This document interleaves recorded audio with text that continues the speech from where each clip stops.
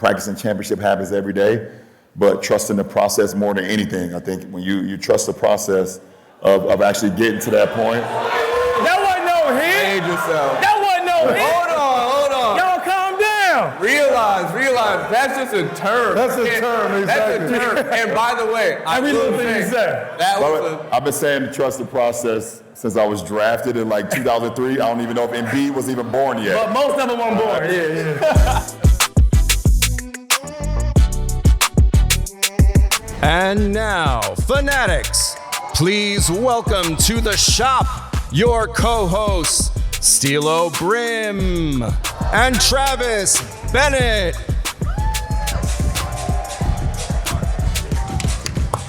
And our first guest, Maverick Carter.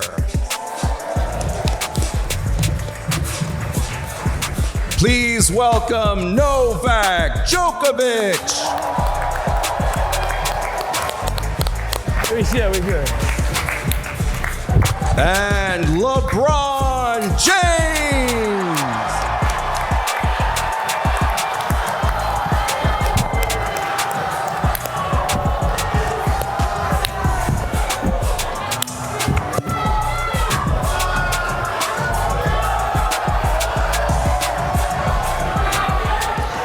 What up, guys? How's everybody doing?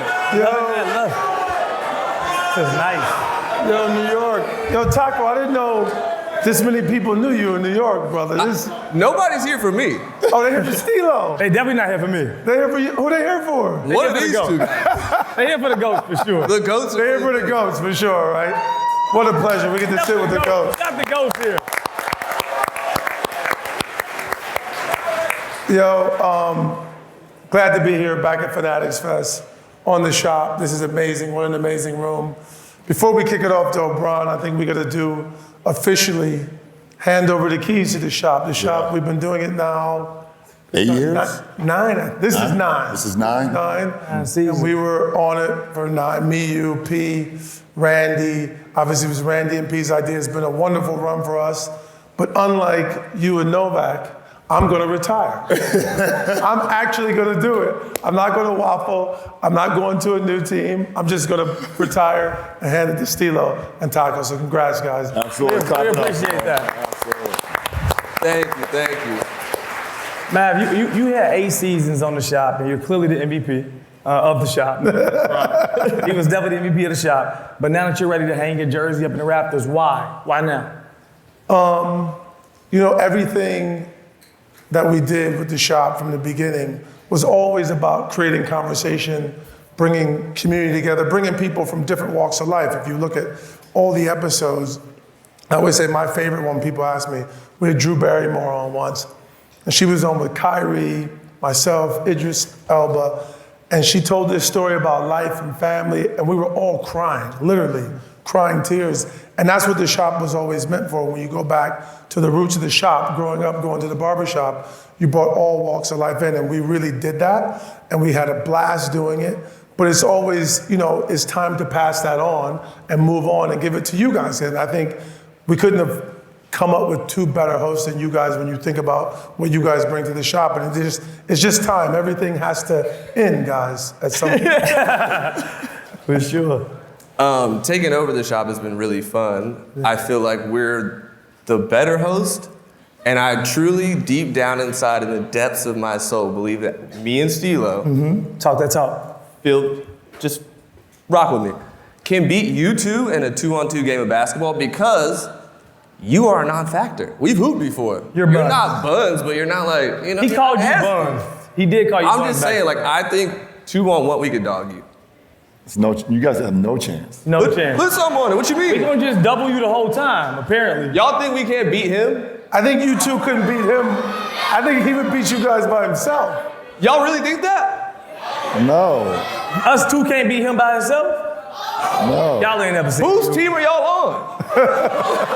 LeBron's, okay. Very clear. Very clear. I'm happy to be the ref. If you You can definitely be the ref. We'll let that. Yeah. But we ain't gonna waste no more time, Brian. You know why we're here. You know what question we gotta ask you. We saved it right here for the shop. Where are you going? Where are you going, brother? We all wanna know where you going, right? Where you going? Shop exclusive right now. Where you going? Y'all know he can't hear all y'all answers at once. Literally, we was backstage. Steelo said, he was like, yo, you know the question I got to ask, like, all the forces that the Air Force Ones you be wearing and shit, like, they super dope. And then we get out of here and you pull that stuff. I had to wait, you know what I'm saying? It's for the shop. It's for the shop. We do not have we don't have an announcement to make just yet, guys. Oh, man. The whole entire world is waiting on this. They're waiting to schedule the games. They're waiting to do everything. Yeah, that's crazy. That's crazy, by the way. Bro, it's all on I you. saw that. That was crazy. By the way, I can't believe the world. I'm not even joking, that the world is still waiting. Like 23 seasons. 23. 41, and the world is still like, where's he gonna play? I'm like, You get on with the shit. I know you're sick of it. You're sick of it. like Jesus Christ, like really? This will be a decision soon, but you know, it's a big decision, so you know, I don't want to rush it, but it will be a decision soon. I wanted you to play your last game in a football stadium so that you could have the most watched game in person. Because I don't know what the most watched game is, but I feel like that would be the most amazing thing ever. That'd be fire. That'd be sick. That'd be fire. Good thought. That'd be fire. If you want to make a break from basketball, you can always come play tennis, man. Yeah, exactly. Can we play doubles? Yes, That'd be nice. By the way, we were talking backstage. Novak, how much longer are you gonna play? Have you thought about it? What do you think? Yeah, I thought about it. Yeah, I have no announcement to make myself as well. I'm fortunately not playing for any team as an individual athlete, but yeah, just sitting next to LeBron and sharing the stage with him, it's incredible, and so much admiration and respect. And we talked about it in the backstage. Keep going for 20 plus years. I mean, I resonate a lot with what he's been doing and the process that he's going through right now. And obviously, what drives you? I mean, that's actually what question I wanted to ask you. It's like, what is the biggest driver? Who or what is biggest motivation for you to get inside of that arena over and over again? Yeah, I mean, that's a great question. I think one of the deciding factors of many, is, the younger generation and the kids that still been following my career. Watch this kid right here. The kid just waved at me right here with my jersey on, and it's that's one of my biggest inspirations right there. There's kids that still are looking for their superhero to be out and come save the day. So that's a deciding factor, and also, my family is a big part of that too. Being able to inspire my boys and my daughter is a huge deciding factor. And then me just loving what I do. I love the game. The whole notion that needs to stop is you see it with R&B artists and musicians and things of that nature. You see it with us in sports. There's always conversations when is he going to retire? He needs to retire. He's this age, he's that age. But why? But why?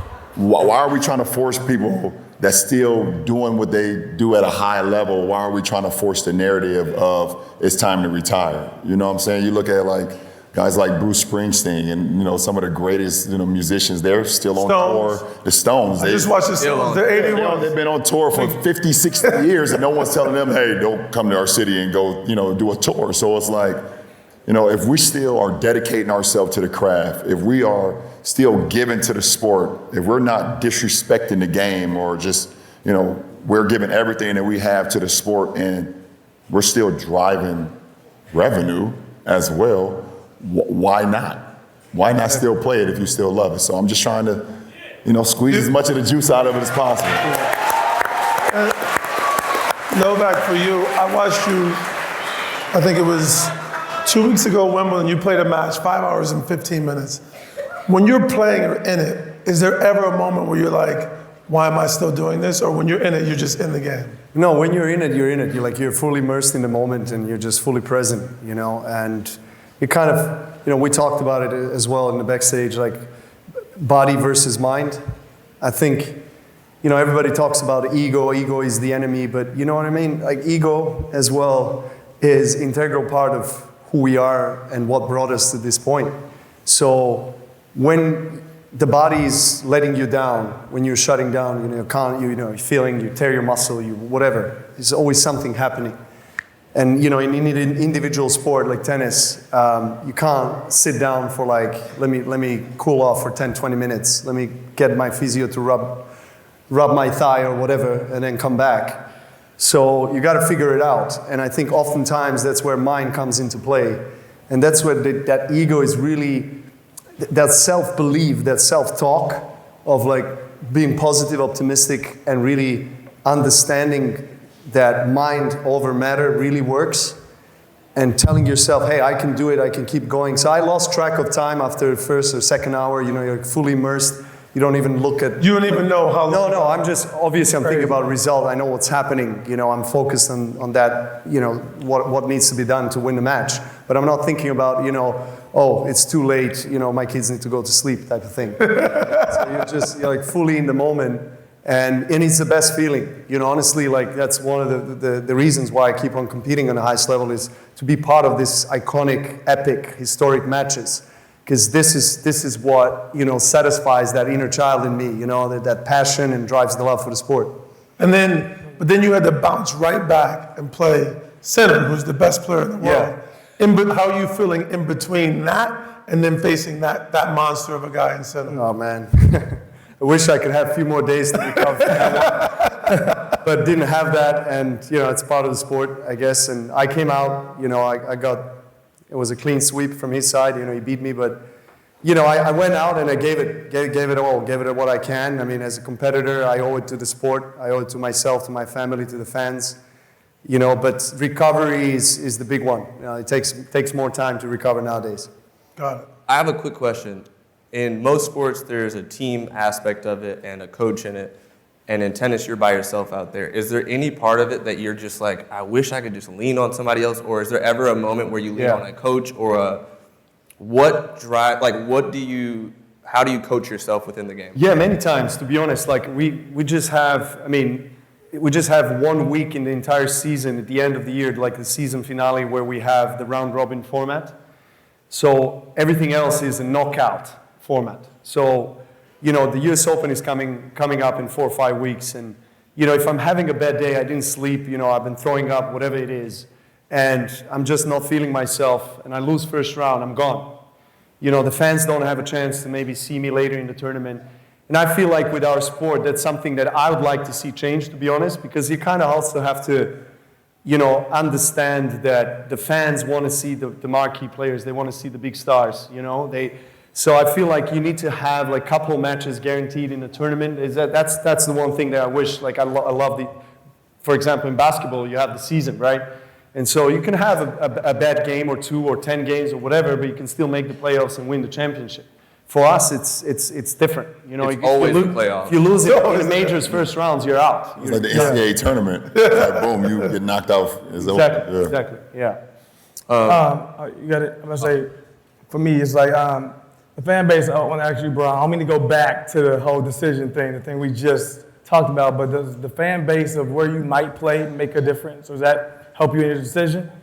Well, yeah, I mean, that's. I don't want to say it's going to help me make a decision, but you definitely, look at, fan bases wherever you may go and how they treat their team, and what's the, I guess, what's the legacy that's been left there, whatever the case may be. You look at those factors, but it's not the deciding factor. Obviously, what's most important is like, I want to compete. I want to compete at a high level. I want to, join a franchise that kind of shares the same, model as myself, and that's like practicing championship habits every day, but trusting the process more than anything. I think when you trust the process of actually getting to that point. That wasn't no hit. That wasn't no hit. Hold on. Y'all calm down. Realize, that's just a term. That's a term, exactly. That's a term. And by the way, Every little thing you said. I've been saying to trust the process since I was drafted in like 2003. I don't even know if Embiid was even born yet. But most of them weren't born. Yeah.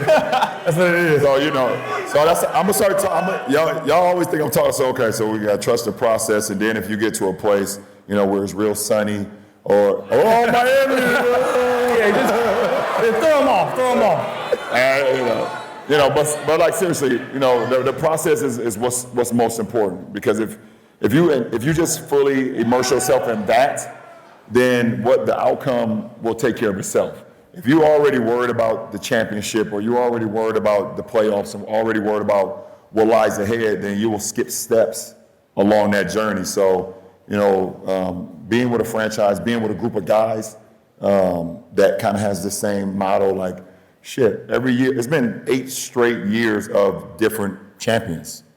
So, everyone feels coming into the season, this could be our year. Every fan base feel like this could be our year as well. So, being with a team that's, kind of have that same motto of like, boy, we got to put the work in right here in September, October, and then what happens down the road will happen. But Brian, do you still love that process of getting ready for the season, going to the arena 4 or 5 fucking hours before, just like a psycho? Do you still love that feeling? That is, as I've gotten a little bit older and older, that's something that kind of always, yes. But it does get to a point sometimes, you get a little older and, you play 4 and 5 nights in 4 different cities, or you play a back-to-back, in 2 cities that was 4 or 5 hour flight away. The next night you start to, like, you sit there in the arena and I get there, like you said, 4 or 5 hours before the game. Sometimes I'll be like, what the hell am I doing here? So that is part of my process. That's part of my process and why. And then I started, okay, well, you're playing at this level still in year 23, which would be 24 coming up because of that process. So, yeah, it does get to you sometimes, you're being, like you said, you fly into Milwaukee one night and then it's a back-to-back in Chicago. Then you leave Chicago, you get a day off, in Memphis on Thursday. Then you play back-to-back in New Orleans on Saturday. So it's like 4 different cities, 4 different hotels, 4 different beds, 4 different. Do you ever lose track of what city you're in? You definitely lose track of what hotel room your ass is in, for sure. I definitely be like, I don't even remember what hotel room I'm in. Like, you just go to the Just wrong wake room. up confused. You're Yeah, you just be super confused. Like, where am I? 4 different time zones. So it definitely, it plays with you. So, yeah. Novak, do you feel, obviously you're not playing a team sport, do you feel like you represent Serbia when you play? Or is it more of a personal thing? You're just playing for yourself? No, it's combined. It's all of it. Obviously, I fell in love with the sport when I was 4 or 5, and it was kind of a sign of a destiny. Honestly, no one in my family has played tennis, or in my country we didn't have any tennis tradition really. So, and I was growing up in 90s. It was 2 wars that we've been through, and economic crisis and adversity, a war-torn country. Couldn't travel for years to play junior tournaments. So all of it has strengthened my resilience, and perseverance. So I'm really thankful for that kind of upbringing. And even more so because of those difficult times in the past, you have that feeling of, pride when you are out there representing not just yourself, but your country. You carry Serbian flag on your shoulders anywhere you go. And I do miss the team format. We have Davis Cup. That's the biggest team competition in our sport. But I do miss that feeling. I love when I'm playing doubles or have someone sitting on my bench and be able to to interact. Because sometimes it feels really lonely being on the court. You have to. It's the beauty of our sport. You have to figure things out yourself. Solutions. Find out what the strategy is and by yourself. But at the same time, you feel like as the more time flies by, you feel like the coaching should be allowed even on the court. I feel like why else would you have a coach? So I'm more a proponent of that, and I think people relate to communities, they relate to teams. So I feel like in our sport we have a lot of potential to develop that aspect as well. Novak, when I watch you though, there's 2 things that I notice when I watch you. Sometimes, when you're yelling at your box or talking to them, are you actually talking to them or are you just talking to yourself? Yeah, it's both. It's both, right? And then the other thing I noticed with you, when you're playing well, you seem to look the most pissed. Right. And then when it's not going so well for you, you like start smiling. Is that like a thing you're doing to keep yourself? Because you're out there by yourself for 3 or 4 hours. I'm sure you have to play mind games with yourself, right? It's an emotional roller coaster, honestly. You're by yourself, so you got to figure things out. And then if something is wrong, And then, tennis is a very proper sport. It's always been a sport. I think it's too proper. And I mean, I agree. Look, now they have microphones all over the place. I mean, you can't put a swear word anywhere. I mean, at least I do it in Serbian, but now, the last 20 years I've been around, everyone all of a sudden understands my language. So I get warnings and fines and stuff. But anyway, this is a way to get it out of the system. Yeah. You can't control. Sometimes you just need to get it out. Yeah, and there's no one like in a team. You can in the huddle. You can talk to the coach. You can talk to people. Yeah, but we can say whatever we want to say on the floor. Yeah, Like, it's a lot of trash talk. yeah, it's a lot of trash talking. It's a lot of cursing. It's a lot of we don't have those restrictions. Got it. Question for both of the Were goats. you ever challenged? You're expecting trash talk, but is there any player throughout your career that really crossed the limits? Yeah, there's been a couple guys in my career. I see. The thing is, I'm not a shit talker, but if you want to go there, then I can go there, and it probably is not most times. It's not going to end well for you. It's gonna end But well do for you ever go out on the court looking for somebody like I need somebody to talk a little shit to me tonight? It's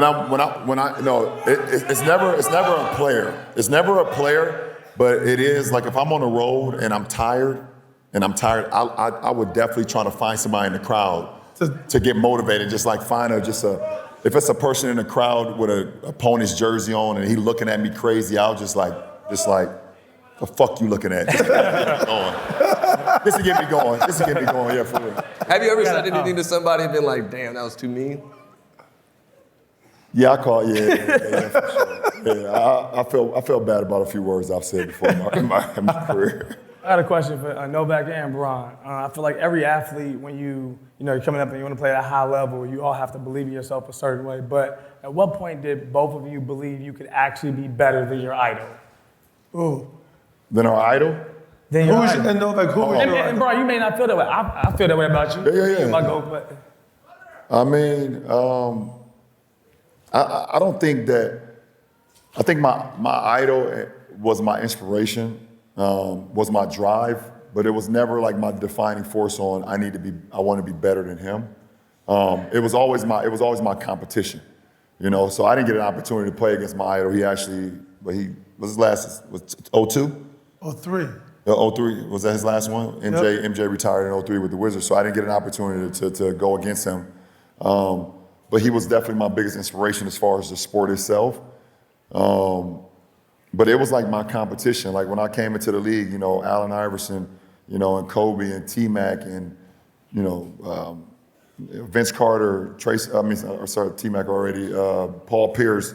Obviously me and D-Wade came in, and me and Melo came in at the same time. So Baron Davis was a beast at that time when I came in. So, it was like my competition. Every night that I went against those guys, every night I was like, how can I be better than them at some point? And I know that I knew I belonged, but I knew it was going to take time. I was the #1 player in the world as a high school junior and as a high school senior, but I knew when I got drafted, I had to start from scratch. I had to go back to ground level and I had to build myself up. So, I knew that I belonged. I knew I was special. I knew I was born with a God-given talent. And then it was up to me to put the damn work in. And I knew if I just kept working on my craft, I could be one of the greatest, if not the greatest, that ever played the game of basketball.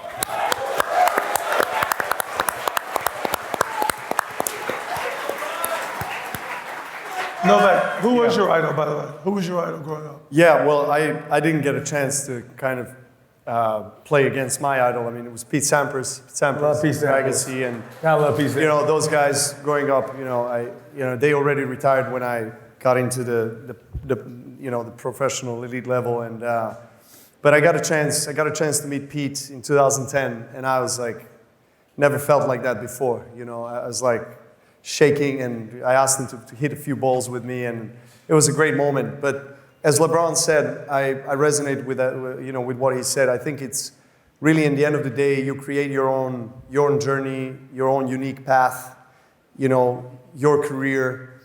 And in that process, you're looking for inspirations. And of course, as you're coming up as a youngster, you're looking up to someone who is paving the way, someone that you'd like to impersonate his move, the way he played, etc., the way he behaved.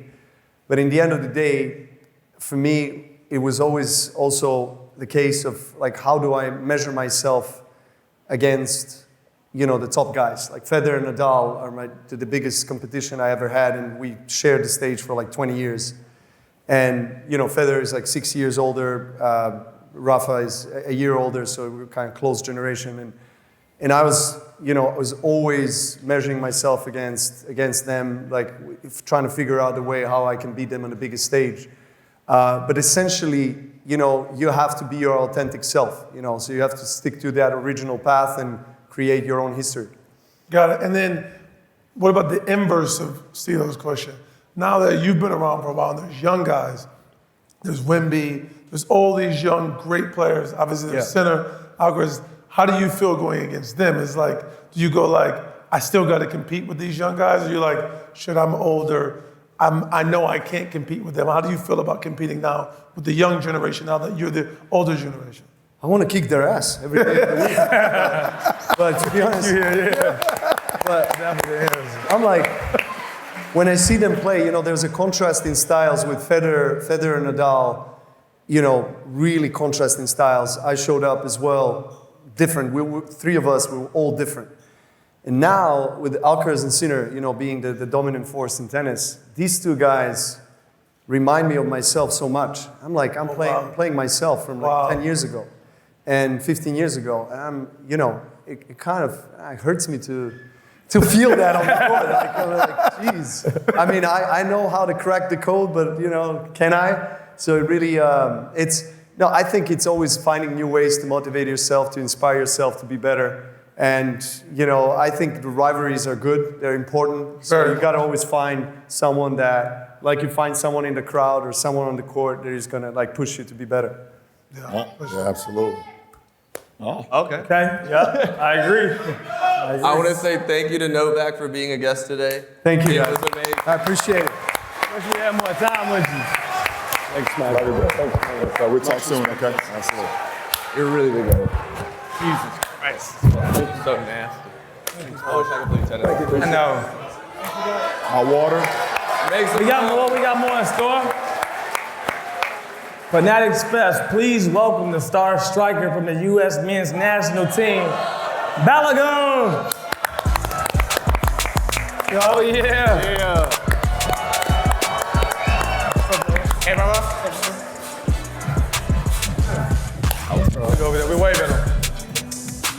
How you doing, man? How are you? Good, bro. How you doing? Yeah.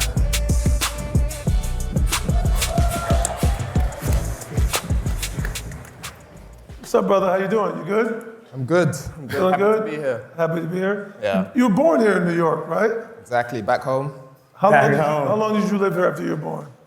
To be honest, I moved straight away. I think most people kind of have heard the story, but I was born here and then I moved straight back to London. Right back to London, right? Exactly. So you grew up in London. Yeah. So what made you, I'm sure you've said it before, what made you ultimately pick to play for USA?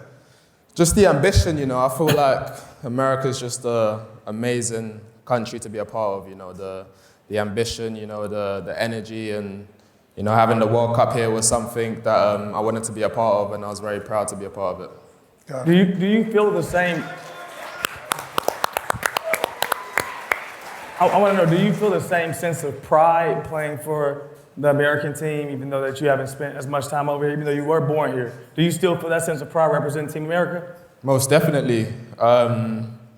It's just been amazing. It's been a crazy summer. I've had so many different experiences, and being a part of the World Cup is really a dream come true, and then to do it, on home soil is beyond special.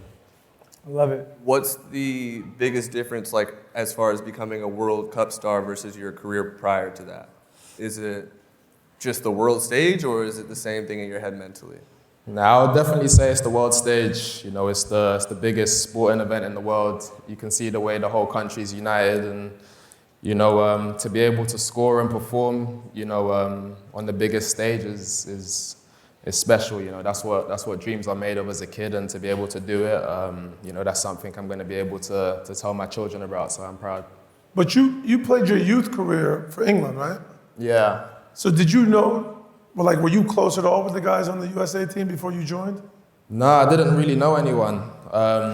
You know, I was familiar with some Pulled people, up. but- Just pull it up. He's popped out. Hey, can I run with y'all? Y'all need one? Y'all need one, crazy. But no, I was familiar with people, but yeah, you know, the moment I joined was kind of when I was fully committed, and then that's when I was introduced to everyone properly. Got it. When you're walking out on the field, is there like a song that's playing in your head, or is there something you're telling yourself that you're just like being in that moment, being like, I'm here, I'm doing what I dreamt of doing, or you just focus on the game at hand? I'm pretty focused. I mean, the song of the sort of tournament, you know, within the locker room was Victoria Monet on My Mama. I like that. Pretty random, but that's what the guys were Who listening picked the to. song? Who picked it? The captain? No, we have a guy on music called Tim Weyer. Oh, Tim Weyer. Yeah, that's what he was running, so that's what we was listening to. Got it. Makes sense. The obviously the whole red card thing was fucking ridiculous and crazy. I mean, there's no way you could have been prepared for that moment. So when you were going through that, in between that game, and when you were, obviously the president got involved, what was the feeling? What were you thinking? Were you just talking to family? Were you talking to everybody? What was that like in between the moment you got the red card and then getting back on the pitch? Yeah, you know, I've had red cards before in my career, so for me, obviously it's not a nice feeling. But when I got the red card, I was shocked. I think most people watching were, and I just had to try and accept it. You know, I went into the locker room to try and just support the team. I was hoping they got the win, which we did. And then, yeah, you know, the events that happened after, you know, I couldn't have predicted. To be told by the coach, you know, be ready, just be ready is what he told me. When did he tell you this? He told me that straight after the game, but I was just thinking he was just saying that in general. Like, okay, I'm here. Yeah, just, you know, to be able to help the team and just to keep morale high.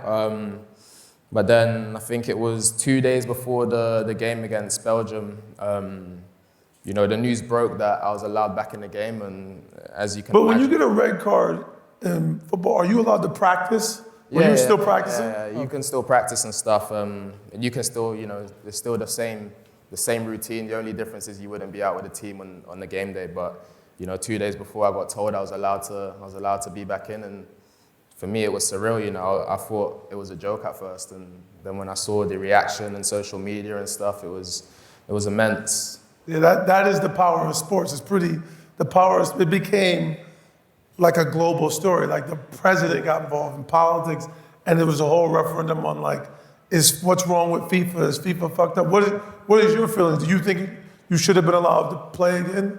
Yeah, you know, I think it's a World Cup. You know, it's an event once every 4 years. To deny somebody, you know, that opportunity to represent their country just because of an unintentional challenge, you know, to me, I don't really think that's correct. But you know, I feel like things happen in the way they do for a reason, and you know, the opportunity I've had and the awareness I've been able to have, you know, in this process has been something that, you know, I've cherished as well. Got it. What do you rank, like, in your career? You represent Team USA, Brian. As he obviously represents Team USA. How do you feel about, like, what do you rank that in your career as something that you've accomplished? Yeah, I mean, it's major, like you said. You know, the Olympics is every 4 years, just like the World Cup is every 4 years. So, you know, it's the one time, you know, in a divided country, which we know we have. We have a lot of, you know, everybody's one side here or one side there. But during the Olympics, during the World Cup, I feel like the whole country comes together and we all support one common goal. And that's to be proud to, you know, possibly win a gold medal or medal, no matter what it is, silver medal, bronze, whatever, just be, you know, unified, you know. So, you know, wearing the red, white, and blue, I played 4, 8, 12, and 24, so. Damn. I know. Old ass. Yeah. Started in 04, played 24, it's crazy. You know, to represent the red, white, and blue at the highest stage, like you said, playing against other countries, because they're all playing for the same reason too, to try to unify their country as well. Yeah. So, you know, doing that, it means a lot. Brian, have you ever been thrown out of a game? Yeah, I got. How many times? I don't remember you ever. I think once.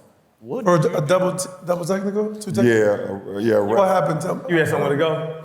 The ref was tripping, man. The ref was tripping. What happened? I don't think he got a good night's rest. Like I got fouled, and I was like, yo, that's a foul. Like, yo, that's a fucking foul. I ain't even like yell it. I was like, yo, that's a fucking foul. And he gave me a double T. He gave me a double T. We was playing Miami. I was in Cleveland. We was playing Miami home game. I would never forget. He gave me a double T, and I was cooking too. He was tripping. Is that the only game you ever been thrown out of? Yeah, that's the only game I ever been thrown out of. Yeah. It was early in the game? Oh no, actually I got thrown out too. For a little altercation in Detroit too. I got thrown out of that game too. Which one? Oh. With Beef Stew. Yeah, with Big Beef Stew. That was unintentional too. I got a red card. Yeah, exactly. Yeah, I got a red card. He was like, What the fuck? He was chasing the shit out of me. I was like, somebody better get this big motherfucker up off of me. It's a big boy. Oh, and they threw both of y'all out. Yeah, that's a big boy. But you was protecting yourself. Like, y'all better make sure he don't get They brought him in just for that. between us real quick. Yeah, that was my red card, right? You've been thrown out twice. Twice. Twice. And how many, was that you said you had? That was my second time. That was your second time. What happened the first time? Accidental challenge again, so. Oh, another one. It was actually. It ain't never y'all fault, huh? Accidental challenge? Yeah. I want to ask you also, when you grew up playing youth in England, played your whole career in Europe. Is it a different style that Americans play football than the rest of the world play? Is it like, what are the differences? Yeah, I would say the event, I think out here it's more of an event. There's a lot more stuff going on. It's probably better for the fans to come to a soccer game out here, whereas in Europe it's just more like a war zone. It's one team against the other. The fans are at each other, and I think the World Cup showed, there were so many people, kids and people who have never watched soccer before, tuning in for the first time, and it was just an amazing experience. And my dream is for soccer to become a bigger thing out here in America. Was that your first time playing on U.S. soil? No, I played on US soil before. We've had friendlies and stuff like friendlies, that. yeah. But this was the first proper. First proper tournament. Exactly.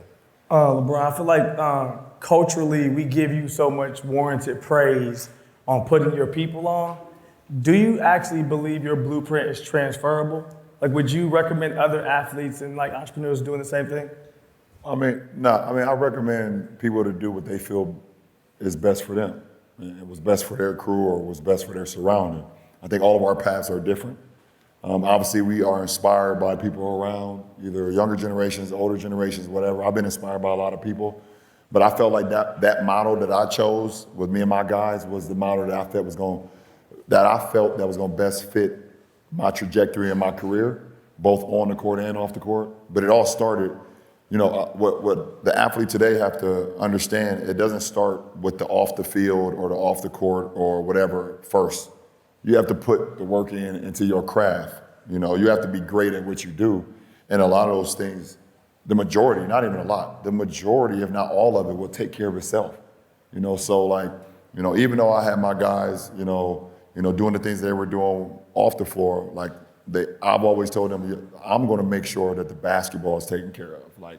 There won't be, a half-ass type of guy on the court, not giving his all, not putting in the work, whatever, and then I'm asking y'all to put work in. I'm going to ask just as much out of y'all as I ask out of myself. So when it comes to, can it be transferable or not? Yes, it can, but it has to be authentic. It has to be authentic to you. Because, people will see that. They'll notice when it's not authentic. Even though we're in a world right now where a lot of shit is not authentic, unfortunately, and you're getting away with it. But I think, the real ones always rise to the top. That's for Ballo as well. Yep. I'll say, what do you want, as you're younger in your career, what do you want your actual legacy to be known for? And are there moments in your career where you're been surprised by your capability of what you've actually accomplished? Yeah, I would say just this recent World Cup. You know, of course, as an athlete, you always believe in yourself, and you know, I'm sure LeBron will tell you, that's one of the most important things, to have a lot of belief in yourself. But you know, overall, I want my legacy just to be remembered as someone who was there, you know, when it mattered. You know, I think there's a lot of high pressure moments, and you know, of course, you need a team, but I think there's individuals who make the difference, and you know, that's what I want to pride myself on. Do you think in choosing to play for US, when you go back to London now, do people give you shit about it? I don't even back it. Yeah, I mean, that's been not even just from this recent tournament. That's always been the case. You know, but it is what it is. You know, the most important thing is that I'm happy with my decision. You know, I'm proud of my decision, and you know, it is what it is. You know, it's not something I could change, and it's not something I'd want to change as well. Did you have family and friends pulling you like, no, you can't do this, you got to play for England? Was everybody unified in the decision for you to go play for US? Or were there people like, no, you should be playing? Well, you could have also played for Nigeria too, right? Exactly, yeah. You had three options. Yeah. But no, my family and friends wanted me to play for the United States. Oh, did they? You know, for me, it was pretty easy. Oh, that's good. That's good. That's good.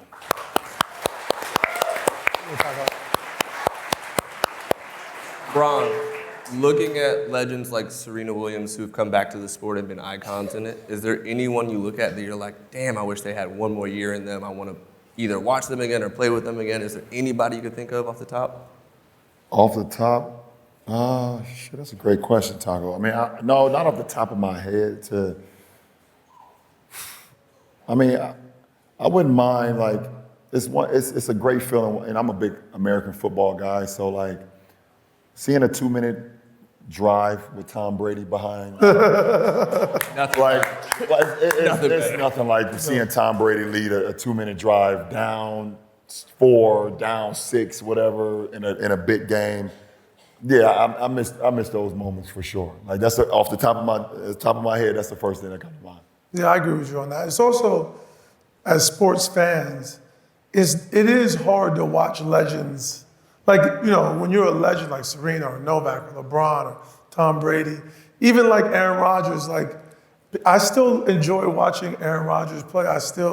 It's hard watching legends go away like you do. It does leave a void when someone that great leaves. Sure. And I agree with you. Seeing someone like Tom come back, I miss that. I hadn't thought about it until you said it, but I miss it. Or even watching Floyd box, it's just like when they leave, there is something misses from the sport. Yeah, I mean, I know this is also, you know, it's culture and everything we do, and it ain't all about sports. So like, I did get a little fix this past weekend, like watching Jay perform 3 straight nights.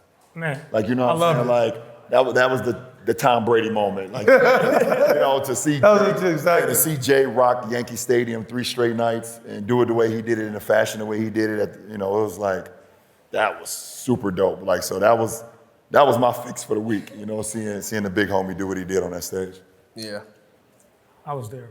Did you go to all 3 nights? I went to the first 2 nights. The third night I wanted to go to, but it was crazy. It was crazy. I mean, to watch him do it again was pretty crazy. I mean, 3 nights, up there by himself, rocking it out, obviously bringing people out, but it was great to watch him. And I'm sure, I haven't talked to him maybe yet, I'm sure he was like, damn, I miss this. I miss being out there. When you're done, what will you miss the most about playing basketball? Yeah, what will you miss? Just the competition and the atmosphere, you know, the lights.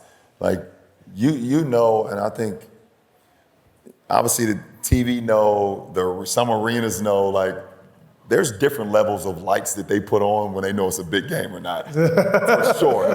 They know for sure. They be like, oh shit, he's in town. Yo, throw them other lights on tonight.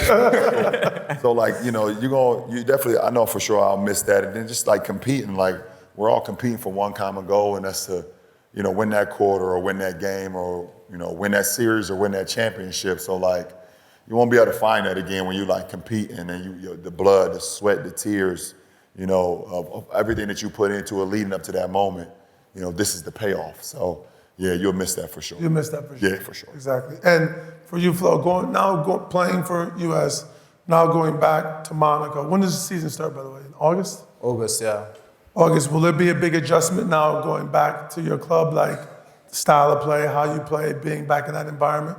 Well, is it a big difference, club and country? Yeah, there'll be a change. I think, you know, in Europe it'll be a bit more calmer. And the issue for me, you know, I've played on the biggest stage. You know, I've had the adrenaline. You know, I've had the buzz, and I'm gonna miss that. You know, so Yeah. that's just motivation for me to continue to put myself out there. You know, to continue to play in high pressure environments, because at the end of the day, that's what I enjoy, and you know, that's what brings the best out of me. When you were a kid, which club did you support growing up? Arsenal. I knew you. Yeah, I hate Arsenal. Oh, oh, I hate Arsenal. I got a quick question for you, Balo. What do fans not know you're a fanatic of? Like, what's something you're obsessed with? I'm a Game of Thrones House of Dragon. He's into Love Island. don't try to. Love Island? He That was golf. crazy. Matt plays Padel. Nah, it's a What's good your question. thing? I would say ping pong. I'm very good at ping pong. You know, I'm taking bets, so that's my hobby. Really? Yeah. Novak. You and plays Novak, ping pong. bro. You and Novak, exactly. Did you play other sports growing up? No, I was just pretty fortunate to just do what I wanted to do. You know, I only had one sort of goal to be a soccer player, and you know, I've been able to achieve that. So Amazing. Amazing. I mean, for you two, like, what advice y'all got for us doing the shop? We the new host of the shop, you know? He about to say some bullshit. I'm not saying no. I'm not saying no. I would say have fun with it. It's Yeah. fun up here. This is a lot of fun. Thank you guys. We Thank always y'all. have fun. Appreciate you guys coming, but have fun with it. And what I always try and do is just be yourself. Like you Yeah. guys are amazing. Be yourself. Be curious and have fun. Be curious and have fun. Yeah, I think the reason why we had the success over the last 8 seasons or 8 years or whatever the case may be is just like we literally treated the shop like our neighborhood shop. Correct. Yeah. You know what I'm saying? Like that's the concept. You know, my man, you know, our right hand man Randy right there. We came up with this because we wanted to be in a place where we felt like when our mom dropped us off on Saturday morning and left for hours, and we could sit up here and listen to the OGs all the way over there because we weren't getting our haircuts for like 3 hours. You weren't getting your haircuts, so you just sit over there and just listen to all the OGs go back and talk about everything that was happening in culture, everything that was happening in the streets, everything that was happening in sports, everything that was happening in life. Guys will argue all day and then dap each other up on the way out and be like, yo, we back here again next Saturday? Exactly. You know what I'm saying? So like, y'all just be real, have real conversations. Like guys like myself, young fella right here, you know, Novak, you know, like there's not many places where we can go and feel like we could just be vulnerable or just open up conversations and be real. So like, don't be afraid to just ask the questions. Like, this is what it's about, man. It's what it's about. I appreciate it. Y'all got it. I want to say thank you to everybody in Fanatics Fest. Yes. Thank y'all. Thank you guys for watching the shop. Let's take a flick. Every Monday, YouTube, all that. All that. All that. Let's say hit the link, subscribe, all that. That's what they say. God. Thank you guys. What's up? My boy Blue.